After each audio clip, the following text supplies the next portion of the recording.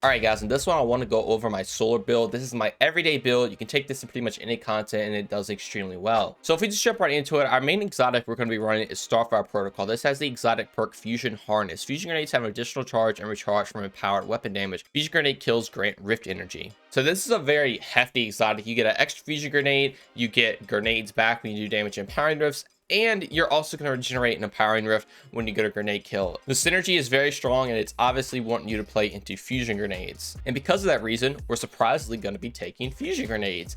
So fusion grenades are the grenades that stick to an enemy and they do a lot of damage. They can explode one time, but we're going to be taking the aspect Touch of Flame where it's actually going to make your fusion grenade explode twice. So now the Starfire Protocol plus Touch of Flame are going to explode twice. It can kill everything. It does very good single target damage and it does very good at clear as well. Now I will also be taking Icarus Dash just because I like using Icarus Dash to get around the map faster, but if you want to take Heat Rises to get your melee back, that will also be a thing you could do as well. Now I'm going to be taking Well of Radiance just because this is the best solar super in the game for the Warlock. It's very strong. You're healing your damage. It's really good for any DPS scenario or just surviving in general. Now getting into fragments, my first fragment is Ember of Char. So your solar ignition spreads Scorch to affected targets. I'll also be taking Ember of Blistering, so defeating targets solar ignitions grant grenade energy. Then Ember of Eruption, so your solar ignitions have increased area of effects. Then Ember of Ashes, so I apply more Scorch stacks to targets. So my fusion grenades are going to explode twice, apply a bunch of Scorch stacks with Ember of Ashes. On top of that, if they do ignite, the ignition is going to be a bigger explosion. Then if I kill an enemy with that explosion, I will get even more fusion grenade energy back. And then on top of that, my solo ignitions will also scorch more enemies, which makes it easier for them to explode. And you can kind of see how it changes, keeps going, and it literally makes your fusion grenades nukes. They are very, very strong, and you have unlimited amounts of them. Now, also, we'll be taking a Empowering Rift, so it does synergize with our chest piece, so we can get our grenade energy back, and we can just have Empowering Rifts everywhere. That will eliminate the use of Radiant. You don't really need to use Ember of Torches because you're already going to have Empowering Rifts everywhere. And then I am taking Incendiary Snap just because it's fun. If you want to take Slush Fire, you can, but Incendiary Snap's more fun. Now, for weapons with this build, I would highly recommend solar weapons with Incandescent. It is going to be very, very strong. Once I can craft Xylu's Bane, this is going to be my go-to.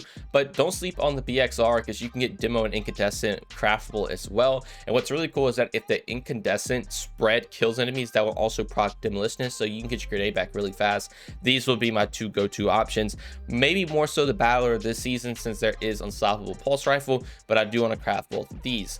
With a Horde, it's going to be another great option because I will be running the Cataclysmic with bait and switch. With a Horde also will play into another part of our build when we get into the mods, but primarily these are the three weapons I'm going to be running. Now getting into the mods, our first mod is going to be Elemental Ordnance. So when defeating a combatant with a grenade, it's going to spawn an elemental well that matches its subclass type. So now when I kill an enemy with my fusion grenade, I will spawn an elemental well that is going to give you ability energy back, and it's going to play into some of our other mods. But I also am going to be taking an explosive well maker. So whenever I rapidly defeat combatants with explosive damage, it's going to spawn a solar element well.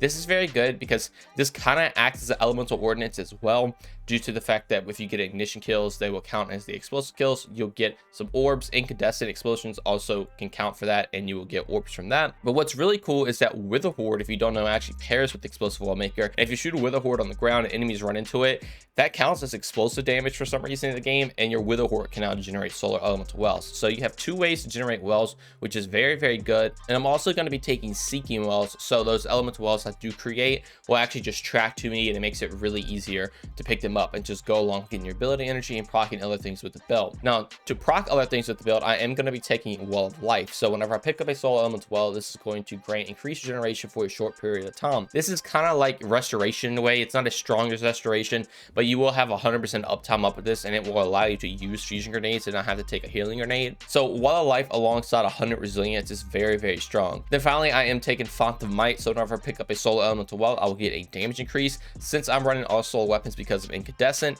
this will now allow my guns to do even more damage, which is very, very good. Now for stats, like I said, 100 resilience is always play. 100 discipline is going to be very good as well for your fusion grenades. And I have 100 strength right here just so I can spam by snap, but you can literally put these points anywhere else. Just make sure you get 100 discipline and 100 resilience with this build. Now for other mods, I am going to be running a Harmonic Siphon. So whenever I rapidly kill enemies with a elemental weapon that matches my subclass class type, I will spawn an Orb of Power. This is going to be really good for your survivability because I'm also going to be taking recuperation. So whenever I pick up an Orb of Power, I will replenish some health. So since I'm going to be spawning orbs everywhere with my solo weapons, I will now be able to get recuperation proc and have well life proc as well. So you can constantly heal. And again, alongside the 100 resilience makes you very, very tanky. I do also just run a void resist and a thermoshock plating. So I have resistance to all 3 elements, which is pretty good as well for survivability. I have a linear fusion ammo rifle finder and a linear fusion ammo rifle scavenger. And on my arms right here, you can swap these out to any loaders that you want to. And you can obviously put a champion mod in here as well, because you can take this in-game content. It is one of the strongest in-game builds you can run on the Warlock, and you can swap this out to whatever you need. Then finally, I do have 2 bomb bursts because this is going to reduce your grenade cooldown when you use your class ability. Since the exotic you're using is based all around throwing grenades, using your power and rift all the time, you're now going to get even more grenade energy back, which is really cool because you plant that in power and rift, you get some grenade energy back with bomber, you then shoot your weapon in the power and rift and you can get even more grenade energy. So you're going to be able to spam grenades literally everywhere with this build. You're going to be very tanky and survivable, and this build also does not involve any artifact mods except the fact that I'm using thermoshock plating, but you can take this out for something like concussive dampener if you want to. But that is going to do it for the build. If you did watch my day 1 raid build, it is very similar to that one, but I wanted to get this video out for all you solo lovers that are looking for a very good solo class, since the artifact mods did go away. I know a lot of people love builds that are not based around artifact mods themselves, and this is definitely one you can take at any point in the game and it will never go away. And I will be doing more builds like these in the future. So if you did enjoy, consider subscribing, drop a like, and turn those notifications on. Also, if you'd like to join my Discord or follow me on any of my socials, all of that will be linked in the description below. But just know watching this video is way more than enough. Every single bit of support from you all is truly appreciated, but thank you all so much for watching this one, and have a great day. Peace.